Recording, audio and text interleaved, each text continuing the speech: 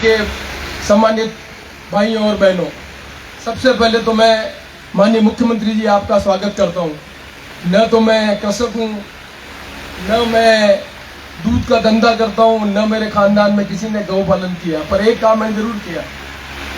राजनीति में चुनाव के माध्यम से किसी भी संस्था में जो लोग अपने अधिकार की लड़ाई लड़ना चाहते हैं उनको ताकत देने का काम किया।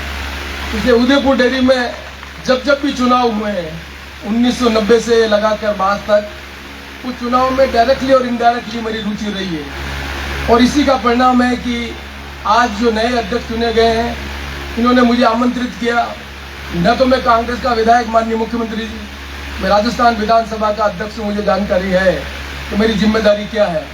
पर जब अध्यक्ष जी ने बुलाया तो मुझे लगा कि माननीय मुख्यमंत्री जी को यहाँ पर बुलाया है, तो मैंने समझा कि मुझे भी वहाँ पर जाकर अपनी बात कहनी चाहिए। आप और हम सब जानते हैं कि संसदीय लोकतंत्र में चुनी हुई सरकारों की जिम्मेदारी होती है समाज का वो वर्ग जिसकी राजनीतिक हैसियत नहीं है, समाज का वो वर्ग जो संघर्ष करता है, ताकत लगाता है, मेहनत करता है, उसकी मेहनत को कहीं न कहीं राजनीति में जगह मिलनी चाहिए। और ये काम बेखुदी मेवाड़ में हमने किया है। जब मैं राजस्थान प्रदेश कांग्रेस कमेटी का अध्यक्ष था, तब किसी ने कल्पना नहीं की थी कि मावली से भी कोई डांगी एमएलए बन सकता है। किसी ने कल्पना नहीं की थी कि कुंभलगढ़ से भी कोई खरवट उम्मीदवार बन सकता है।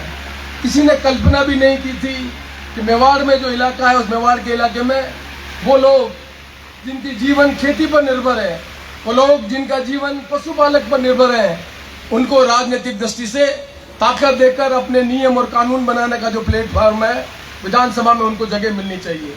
और मुझे सबको धन्यवाद देते हुए प्रसन्नता है कि जब ये पहला प्रयोग किया गया तो मावली से पुष्कर डांगी जी एमएलए बने, कुंभलगढ़ से गणेश परमार एमएलए बने, हमारे इलाके में पहली बार विदुड़ी जी एमएलए बने, और हमारे इलाके में गुर्जर समाज के लोग एमएलए बने।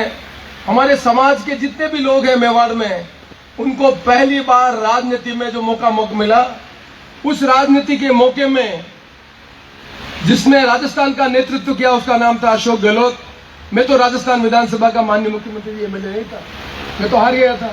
तो मुझे कहते हुए प्रसन्नता है कि जब आपने मुख्यमंत्री के रूप में मेवाड़ के उन लोगों ने जिन्होंने सरकार बनाने में मदद की, उन समाज के लोगों ने जिन्होंने ताकत देकर मेवाड़ में 33 में से 30 सीटें जिता के दी, उन लोगों की भावना को समझकर आपने पहली बार डेयरी में 2 रुपए पशुपालकों को मदद देने का काम किया। यह एक पहला प्रयोग था जिस प्रयोग के आधार पर राजनीतिक दृष्टि से मजबूत करने का आपने काम किया। आज समाना बदल रहा है। आज डेयरी में जितने ये खुश है कि नाराज हैं? मैंने कहा माननीय मुख्यमंत्री जी बहुत ज्यादा खुश हैं, इसलिए हंस भी नहीं पा रहे हो, देख पा रहे हो क्या रहा है। मुख्यमंत्री जी को बुलाया, डेयरी का मामला है, कोई कांग्रेस की बात कर रहा है, समझ में नहीं आ रहा है कि ये काम क्या हो रहा है। ये काम ये नहीं हो रहा। माननीय मुख्यमंत्री जी, मैं आपसे निवेदन करना चाहता हूँ, ये जो पशुपालक हैं जिनके दूध के आपने पैसे बढ़ाए, ये जो पशुपालक हैं जिनकी लंपी भी मौत के कारण आपने 40-40 हजार रुपए की व्यवस्था की, अब एक नया प्रयोग करिए माननीय मुख्यमंत्री जी।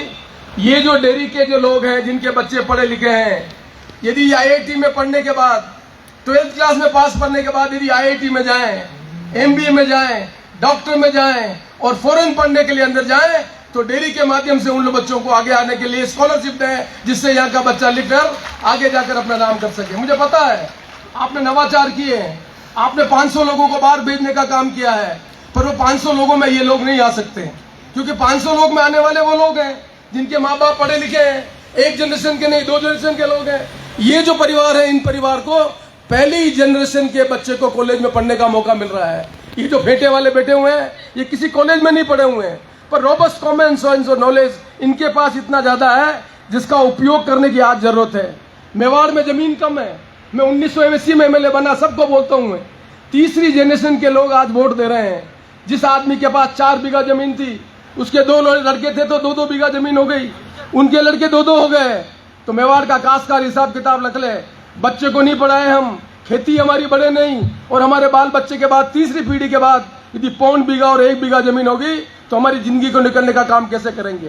खेती के तरीके बदलने पड़ेंगे, पशुपालन के तरीके बदलने पड़ेंगे, और हमारे बच्चों को पढ़ लिख कर उनको स्कॉलरशिप मिले, जिससे ये बच्चे भी आगे बढ़कर अपने परिवार का जो उनका ट्रेडिशनल विजडम है उसका उपयोग लेकर अपने जीवन को आगे बढ़ाने का काम कर सके।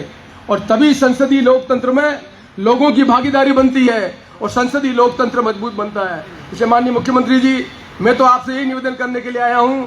आप यहाँ पर आए हैं, आपका स्वागत है। आप राजस्थान के मुख्यमंत्री हैं। आप निश्चित तौर पर जब भी कोई नई घोषणा करें तब मेरी इस बात पर भी ध्यान दें जिससे राजस्थान का काश्तकार और खासतौर से मेवाड़ का काश्तकार ये कह सके कि माननीय मुख्यमंत्री जी यहाँ पर आए थे और मुख्यमंत्री जी ने घोषणा की। पर मुख्यमंत्री आप तो घोषणा कर दें, पर ये जो काश्तकार है वो हाथ खड़ा करके बताएं, ये काश्तकार माननीय मुख्यमंत्री जी ने ऐसी कोई पंचायत नहीं है जिस पंचायत में 12वीं स्कूल की व्यवस्था नहीं की है। ऐसी कोई जगह पर नहीं है जहाँ बच्चे पढ़ने वाले कॉलेज की व्यवस्था नहीं की है। माननीय मुख्यमंत्री जी ये सब व्यवस्था करें और हम अपने बच्ची को नहीं पढ़ाएं तो हम न्याय नहीं कर रहे हैं। इसलिए माननीय मुख्यमंत्री जी के सामने हाथ खड़ा करो। 10वीं क्लास तक बच्ची को नहीं पढ़ाओगे तब तक शादी नहीं करेंगे, और शादी नहीं करेंगे फैसला नहीं किया तो माननीय मुख्यमंत्री जी विधानसभा में कानून लाओ कि इनको पुलिस से बंद करवा देंगे, तब जाके शादी करवाएंगे। यदि मैं नियम करना चाहता हूं कि भाई मेरा काम तो यही है, कठिन कानून बने, कानून का पालन हो, तब देश में आगे बढ़ता है। लेकिन मैं आपकी पैरवी नहीं करना चाहता हूं। मुझे मालूम है हमारा काश्तकार समझदार है, ऐसे कानून की जरूरत नहीं है। इसलिए अंत में माननीय मुख्यमंत्री जी का समर्थन करने के लिए माननीय मुख्यमंत्री जी को यहाँ बुलाया, उसके लिए ढालचंद जी को धन्यवाद देता हूँ, उनके साथियों को धन्यवाद देता हूँ, आप सबको धन्यवाद देता हूँ कि इतनी बड़ी तादाद में गर्मी में इकट्ठे हुए। पर मेरी बात समाप्त करने के पहले ये टीवी वाले फोटो खींच रहे हैं, इसलिए हाथ खड़ा करके बताओ दोबारा, 10वीं क्लास तक बच्ची नहीं पढ़ाएंगे तब तक हम शादी नहीं करेंगे। पर आपके जीवन में जितना परिवर्तन होगा जिसकी आप कल्पना नहीं करेंगे। इन्हीं सब शब्दों के साथ माननीय मुख्यमंत्री जी आपका स्वागत करता हूं और आप सबका बहुत बहुत अभिनंदन करता हूं और नए जीते हुए हमारे डांगी जी और उनके साथियों का भी हृदय से आभार व्यक्त करता हूं। अच्छा काम करें, लोगों की हैसियत बढ़ाएं और भगवान से प्रार्थना करते हैं कि आपके बच्चे पढ़े लिखे हों, होशियार हो, हाकम बने, हुकूमत करे, परिवार को आगे बढ़ाए और देश को आगे बढ़ाए। धन्यवाद, नमस्कार। धन्यवाद।